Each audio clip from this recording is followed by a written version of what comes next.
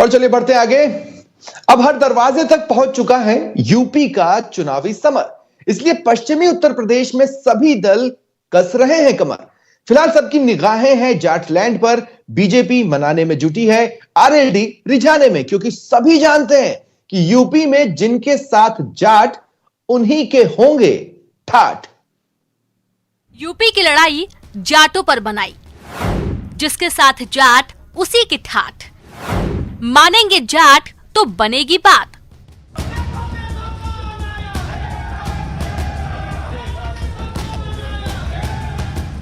हम ये क्यों कह रहे हैं आपको आगे बताएंगे। सबसे पहले ये जान लीजिए कि गुरुवार को जाटलैंड में कौन कौन सुरमा उतरे थे। ये दोनों तस्वीरें यूपी की हैं। पहली तस्वीर मथुरा की है, जबकि दूसरी तस्वीर गौतम बुद्ध नगर यानी नोएडा की है। ये दोनों इलाके पश्चिमी उत्तर प्रदेश के हैं, जहां की चुनावी रणनीति में जाट वोटर बेहद अहमियत रखते हैं। सुनिए इन दोनों जगहों पर गृह मंत्री अमित शाह ने क्या कहा।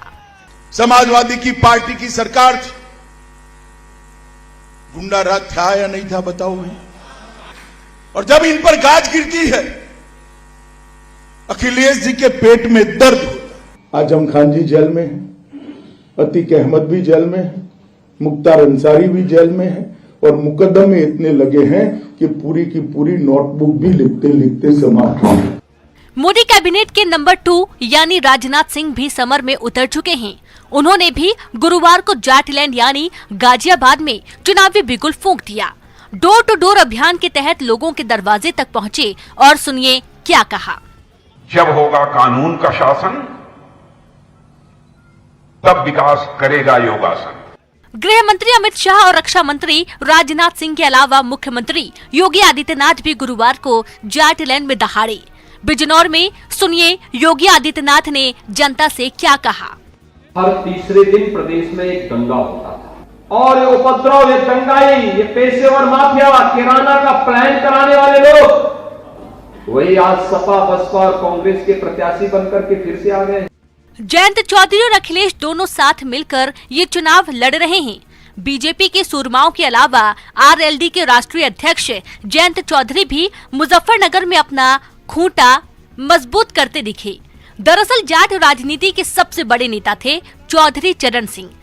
जयंत उनके पोते ही नहीं, उनके सियासी वारिस भी हैं, लेकिन जाट उनसे छिटक गए हैं। अब ये उन्हें मनाने में जुटे हैं और सुनिए क्या कह रहे हैं। राष्ट्रवादी पार्टी अब जाट जाट चिल्ला रही है, और ये आप सोचिए हम किसान किसान चिल्ला रहे हैं और वो जाट जाट चिल्ला रहे हैं, तो किसका भला कौन चाहता है। कांग्रेस की तरफ से सचिन पायलट भी गुरुवार को जाटलैंड में थे। वे कांग्रेस उम्मीदवार के पक्ष में प्रचार के लिए गाजियाबाद पहुंचे थे, जहां उन्होंने साफ कर दिया कि वे हाथ के ही साथ हैं और पार्टी को मजबूत करने के लिए जमीन पर लड़ाई भी लड़ रहे हैं।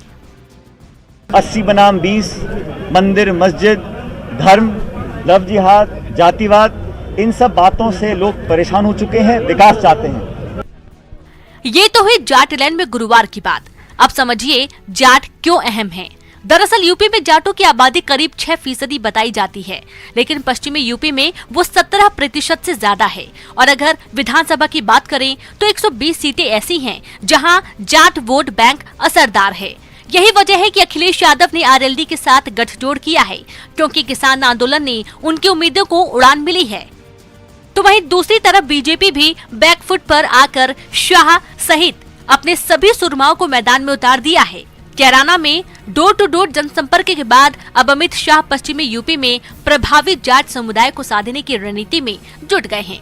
बुधवार को राजधानी दिल्ली में उन्होंने करीब 250 जाट नेताओं के साथ न सिर्फ मुलाकात की, बल्कि दोबारा साथ देने के लिए बात भी की। ये मुलाकात और बात इसलिए अहम है क्योंकि पहले 2 फेज यानी 10 फरवरी को 58 विधानसभा सीटों पर और 14 फरवरी को 55 विधानसभा सीटों पर मतदान होगा।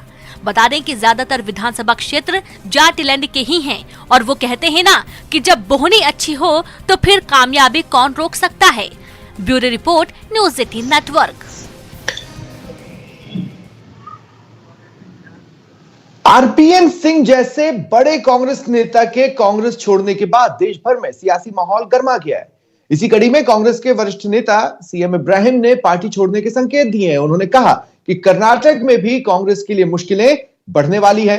साथ ही उन्होंने कहा अब कांग्रेस की जगह देना बैंक की जगह लेना बैंक बन गई है। ये दोस्ती ऐसे क्यों टूटते जा रही है? जो कांग्रेस के सीनियर लीडर्स हैं उनको पार्टी में कहीं दबाया जा रहा है। तो बोला ना, ये तो पहले से चल रहा है, बिना पैसे के लोग वहां चल नहीं सकते। कांग्रेस में भी फिर आपके एक सेकंड सर, आपने कहते हैं आपका पार्टी सोशलिस्टिक पार्टी थी पहले, एक जमाना था, इंदिरा जी जब थी, पंडित नेहरू जब थे था, लेकिन अब जो है लेना बैंक है, देना बैंक नहीं। आप यूनियन मिनिस्टर थे, बहुत बड़े लोगों के साथ काम किए हैं और सरकार चलाए हैं। यहाँ पे बहुत ऐसे मौके पर भी आपने बहुत बड़ा कोशिश करके पक्ष को बचाया। अब आपके जैसे छोड़ के जा रहे हैं, क्यों? इसका परिणाम क्या होगा? क्योंकि हम लायक नहीं है इसके। परिणाम क्या होगा सर? परिणाम कुछ नहीं है, बस हार के बैठेंगे। जो परिणाम तमिलनाडु में हुआ है, जो तेलंगाना में हुआ है, जो आंध्रा में हुआ है, वही यहाँ भी होगा। कांग्रेस कहीं डूब रही है सर? डूब गई।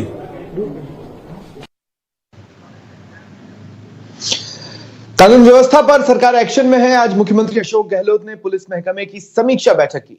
मुख्यमंत्री अशोक गहलोत ने अधिकारियों को जरूरी निर्देश भी दिए। खासकर नशे के खिलाफ सख्त से सख्त कार्रवाई के निर्देश दिए गए हैं। अपराधों की रोकथाम के लिए कानून लाने की तैयारी के संकेत हैं। अगले विधानसभा सत्र में कानून लाने की तैयारी के निर्देश सीएम द्वारा दिए गए। साथ ही एसओजी की हेल्पलाइन जल्द बनाने के भी निर्देश आज दिए गए। तो ये बड़ी खबर आपको बता रहे हैं। कानून व्यवस्था पर एक तरफ विपक्ष सरकार को घेर रही है, दूसरी तरफ सरकार भी लगातार एक्शन में है। मुख्यमंत्री अशोक गहलोत ने पुलिस महकमे की समीक्षा बैठक की। तमाम आलाधिकारी से जुड़े।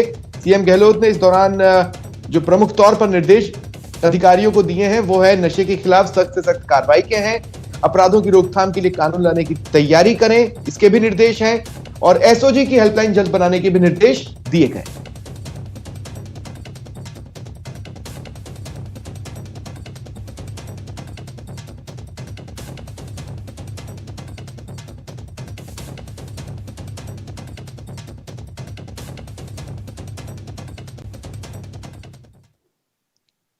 दिल्ली में बीटिंग द रिट्रीट सेरेमनी की रिहर्सल की गई।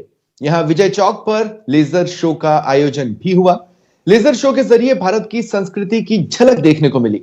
वहीं इसके साथ ही भारत की प्रमुख उपलब्धियों को भी लेजर शो के जरिए प्रदर्शित किया गया।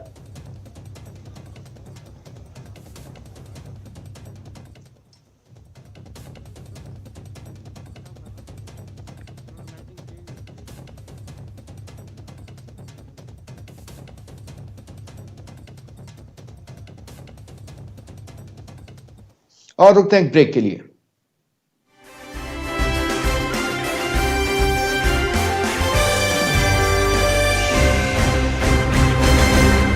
स्वागत है आप सभी का। रीट को लेकर एक बार फिर प्रदेश में रार जारी है।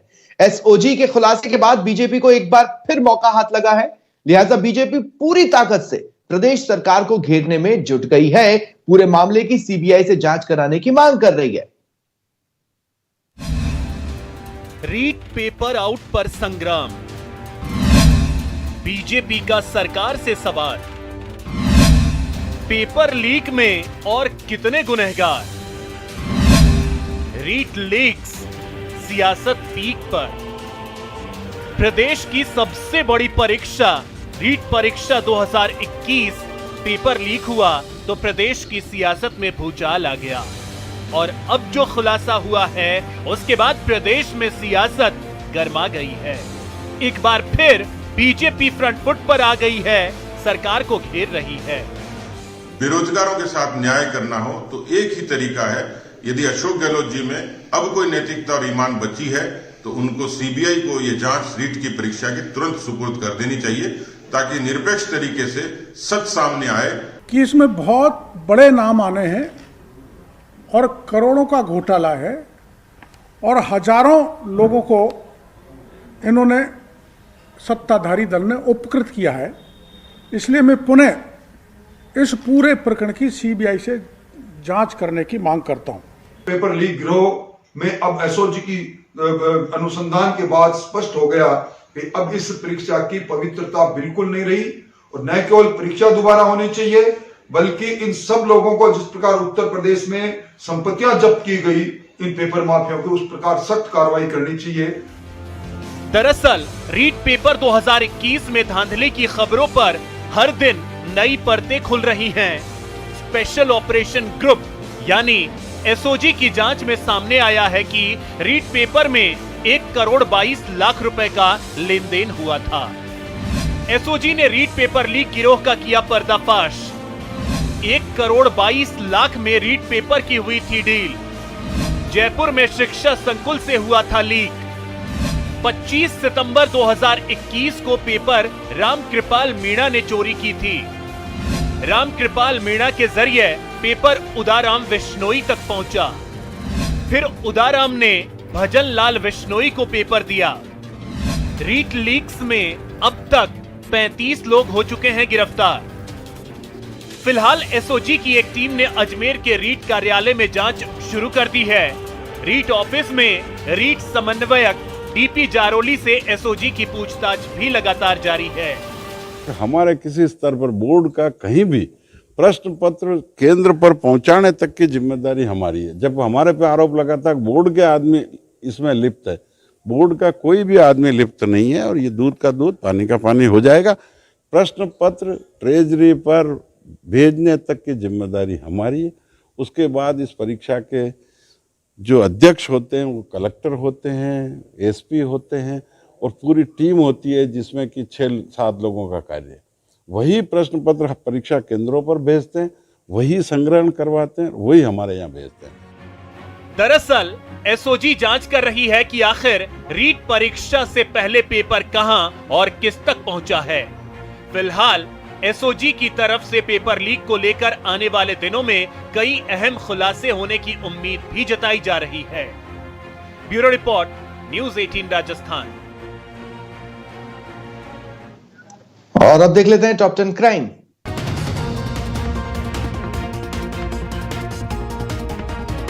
धौलपुर के नगटपुरा गांव में नौकरी न लगने से परेशान एक युवक ने आत्महत्या कर ली। पुलिस जांच कर रही है। भीलवाड़ा में एक युवक ने जहर खाकर आत्महत्या कर ली। पोस्टमार्टम करवाकर पुलिस मामले की जांच में जुटी। जोधपुर में बेखौफ बदमाशों ने पड़ोसी युवक को दिन दहाड़े गोली मार दी। पुलिस ने शहर में नाकाबंदी करवाई। दोनों बदमाशों की तलाश शुरू कर दी है।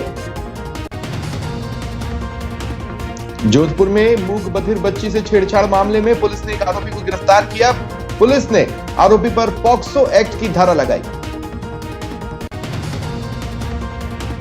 छात्रा से दुष्कर्म मामले में बांसवाड़ा पुलिस ने एक आरोपी को गिरफ्तार किया और पॉक्सो एक्ट के तहत मामला दर्ज कर जांच शुरू की। नाबालिग से गैंगरेप मामले में करौली पुलिस ने एक आरोपी को गिरफ्तार किया। आरोपी पुलिस की गिरफ्तारी से बचने के लिए केरल में रहकर मजदूरी कर रहा था और कल ही करौली लौटा था। नागौर के सुनारी गांव में एसीबी ने घूसखोर पटवारी को ट्रैप किया। पटवारी मदन लाल को 8,000 रुपए की रिश्वत देते रंगे हाथों पकड़ा गया। चूरू की सादुलपुर पुलिस ने हाईटेंशन बिजली के तारों की चोरी मामले में 2 आरोपियों को गिरफ्तार किया। चोरी के 7 बंडल तार बरामद किए। नशे के खिलाफ राजसमंद पुलिस की बड़ी कार्रवाई। एक शातिर तस्कर गिरफ्तार। 5 किलो 600 ग्राम अवैध अफीम डोडा चूरा जब्त। प्रतापगढ़ पुलिस ने भी एक आरोपी को अवैध शराब के 2 कार्टन के साथ गिरफ्तार किया। पुलिस ने अंग्रेजी शराब के 66 पौवे बरामद किए। फिलहाल इतना ही। मुझे दें इजाजत। नमस्कार।